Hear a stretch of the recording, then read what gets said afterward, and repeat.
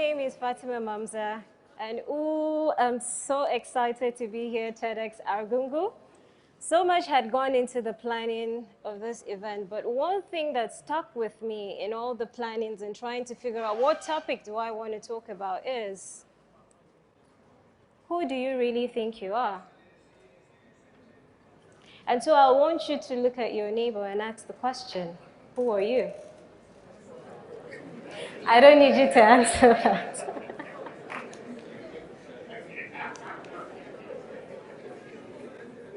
One thing the world has tried to effect in us is a sense of commonality. But I'm going to tell you today, be so good at being you and not anyone else. That individuality, that is your strength. That is your power. I know from the picture of me here, I look like Beyonce, don't I? But Beyonce and I are totally different because she has found out who she is. So do you know who you are? A lot of people look at you, and when they see you, what do they see? What people see is not really who you are. So you might look at me and you might think, oh, she's a makeup artist. Oh, she's beautiful. Oh, she's wearing this regal outfit. But that's not all who I am. And so in the course of my job as a makeup artist, I'm usually surrounded by mirrors. And who hasn't seen a mirror here today? Okay. When you look at the mirror, you're looking for assurance. When you're looking at the mirror, you want to know, am I beautiful? Do I have a pot belly? Would I still look attractive to the young girls? Am I graying? And so much more. But every day we spend time in front of these mirrors, same as I today, I stood in front of the mirror and I said, oh, does my turban look nice? Am I too revealing for Kabby? Do I need to wear the cape over and cover for modesty? Now, there is one mirror that we actually do not look at, and that is the mirror within. How many of you spend time in introspection? How many of you spend time learning about yourself? We spend so much time gossiping about people. Oh, did you hear this about her? Did you hear this about her? But who are you? Do you really know who you are? So instead of spending that time trying to figure somebody else, why don't you spend those hours trying to figure out who you really are? There is this tribe called Cherokee, but unfortunately, because of time, I wouldn't be able to read their poem because it talks about the Great Spirit. And I'll tell you a story. In 2018, on my birthday, I wrote this caption on my Instagram story. And it reads, I want to live consciously and courageously, and I want to awaken the Great Spirit within. And alas, I didn't know that just mere words would actually turn out to be reality. And so when I got the call to come speak at TEDx, I said, oh, yes. But I didn't know how grand TEDx was. I didn't really know. I just said yes to opportunity. And while I was preparing for my speech, I sat down with a young gentleman. And he asked me, what topic are you going to talk about? I said, uncharted waters. I don't want to talk about my entrepreneurial journey, which is important. But I said I needed to awaken the great spirit within because I believe we all have that great spirit within us. And we need to wake up that great spirit because that's what makes us chart territories in uncharted waters. Because you need to define who you really are and find out that you are great within you and we all share that greatness. If you open the brain of Beyonce and you open the brain of Oprah, it's no different from yours. So have you found your greatness? If you look at Nelson Mandela, if you look at Oprah, if you look at Beyonce, Mother Teresa, Queen Amina, and Usman Dan Fodio, they have nothing in common. Their commonality is that they have nothing in common. Beyonce has set herself apart in entertainment. For a one-day show, Beyonce spends about an average of 8 months preparing excellently in such a way that when she has performed on stage, you actually have to wonder, what else? What else do you need to see? Mandela showed us that we can actually transcend our emotions and all the things that life has shaped us to be. He was that great president who stepped up from the prison and became the first black president to work in South Africa. If you look at Mother Teresa, you do not remember her for her wrinkles, you do not remember her for her smile and all of that. You remember the greatness that she has lived. When you talk about Queen Amina, how many of you actually remember Queen Amina by her face? Hardly anyone.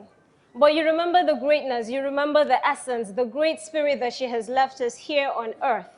The same thing when you talk about Alexander the Great, who conquered Asia and a lot of other kingdoms. So I would ask you, what territory are you going to chart? Now, in my early years in secondary school, anybody that knows me know I have an OCD for cleanliness. It's so bad that yesterday, our hostess, who hosted us in a very beautiful lodge, actually took me to my room and I said, can I have bleach? And she said, Fatima, what are you going to do with bleach? I said, oh, I want to sprinkle it on the toilet. And she said, it has been scrubbed, Fatima. It is so clean. I had to ensure that this was done to your taste. And I said, well, you know, I just have this OCD, you know, and I do really want to be sure that everything is sparkling. But you see, that connected back to who I was in secondary school. Now, when I was in Form 5, in FGGC Portiscum, we were prepping, you know, to take over from the prefects who were in SS3. And I was so obsessed to be the health prefect because I just felt, oh, they're so clean, they're so properly dressed, they don't have wrinkles on their outfits and all of that. And I just said, it's health prefect and nothing else. But when I walked into the hall where the principal and a lot of other teachers sat in, I just took a few steps and she said, that's my head girl. And I said, okay, I'm not vying for the position of the head girl. But I had the option of saying no, but I said, okay, let me chart this territory which has not been charted in my own life. And let me see what lessons I'll learn along the way and how far this will take me. And in that essence, I built who I was, and I built some leadership skills and human skills that probably as a health prefect I wouldn't have access to. So, what is the Great Spirit? What is common about the Great Spirit? Who has the Great Spirit? Each and every one of us have this Great Spirit. If you see each and everybody here, they have something in common, and I'll take you through 5 salient points. One thing about great spirits is they live fully and they die empty. If you look at Tupac, I'm talking to the guys right now. Tupac had so many albums that even when he died, his albums kept selling. So today I ask you, if you leave this world right here, right now, would you leave a legacy that would outlive you? Or would it be just 1 month, 1 week, and they'll forget about you? What will be the story of your life? Another thing that great people have in common is they say yes to all opportunities. So when the opportunities come, say yes, yes. Say yes to the opportunities. But one thing about great people is they know when to say no. Because when you say yes to opportunities, you need to learn to say no to distractions. So how do you figure out those distractions in your life? It's taken me a long journey, but along the line I figured out that I need to learn to say no. So sometimes I run away from my office because when I sit in the office, so many people want to talk to me because I have taken upon myself to go on this journey of self-discovery and helping people awaken the great spirit within themselves. So sometimes I sit in my office and from morning till 6 p.m., people just keep coming, oh, Mamza, I just need you to help me with this, I need you to help me with that. And the whole day is gone. And I haven't done anything towards my journey except awaken the great spirit within others. So you need to be able to say no to distractions, figure out what the distractions are in your life and say yes to the great opportunity. Another thing great spirits have within them is they chart uncharted territories. So if Beyonce has said, I want to be exactly like Michael Jackson, I'm sure when she's performing, you'll say, oh, but I've seen that. I've seen it all. Now imagine you're on a beach and you're walking on a beautiful beach that hasn't been walked on before or trodden. When you walk a few steps forward, you see your footprints on the sands of time. Now, if you walk that beach and I go behind you and I walk the same place you put your feet on and another person walks on that, there is no territory being charted. So therefore, you need to find the courage within you and be fearless and chart a territory uncharted. My journey as a makeup artist started when I was in ABU Zaria, and Aisha Ogi was kind to make a remarkable difference in my life. So I studied biochemistry, but I got bored of all the enzymology and all of that. And I knew that I had an eye. I knew I had an eye to see the beauty that is within, and I could bring it outside. So I'm a makeup artist, but I'm so much more than that. When I sit with so many women, what I see is insecurity. Some issue that some person has planted within you. Oh, Mamza, I hate my nose. Can you make it smaller? Oh, Mamza, my skin is, can you see? But I can't see that. Oh, Mamza, look carefully. There's this place that is brown. Oh, but I think you're beautiful.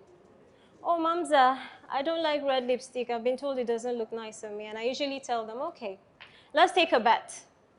If I'm able to make you love that red lipstick, would you pay me double? But it never happens. So, but the truth of the matter is, as a makeup artist, what I do is I try to heal the issues you're dealing with inside, and I'm trying to awaken the great spirit within you and let you know that you're a human being. You're a great spirit.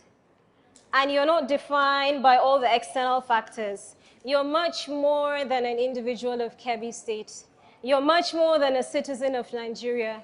You're much more than an attendee of TEDxArgungu. You are a great spirit. So ladies and gentlemen, I would actually ask your indulgence to please stand up and put your hands together for one of the greatest people you're going to meet today. Please, I ask you to arise and put your hands together. I'm introducing you to the great spirit. You are a great spirit. Thank you very much. And so finally, before I leave, I'm just going to quickly run through a poem to awaken the great spirit. This was a poem that I just went through as I went along my journey. So we're beckoning on the great spirit, the people who had lived before us, the Queen Aminas and all of that.